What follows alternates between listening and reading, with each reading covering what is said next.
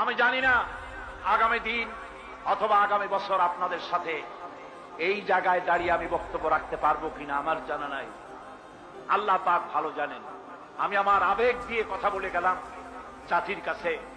আমি যেন দেখতে পাচ্ছি জাতি জাহান্নামের দিকে এগোচ্ছে প্রতি বলে বলে, প্রতি মুহূর্তে মুহূর্তে। আমার বন্ধুগণ, বলতেছিলাম কি? বলতেছিলাম ইমান মাপার মিটার। ইমান মাপার মিটার হচ্ছে অন্যায় কাজ দেখলে দু হাতে ফিরাও, না পারলে মুখ দিয়া বাধা দাও, না পারলে মনে মনে এটাকে পরিবর্তনের চেষ্টা করো। আল্লাহ যেন আমার গোটা জাতিকে হেদায়েত দেন, বলি আমি।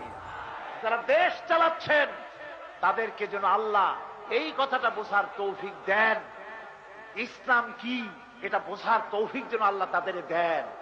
জোরে বলেন আমিন। ইসলাম কি, আল্লাহ কি, রসুল কি, দ্বীন কি, জিনিসগুলি বোঝার জন্য তৌফিক আল্লাহ তাদের দেন।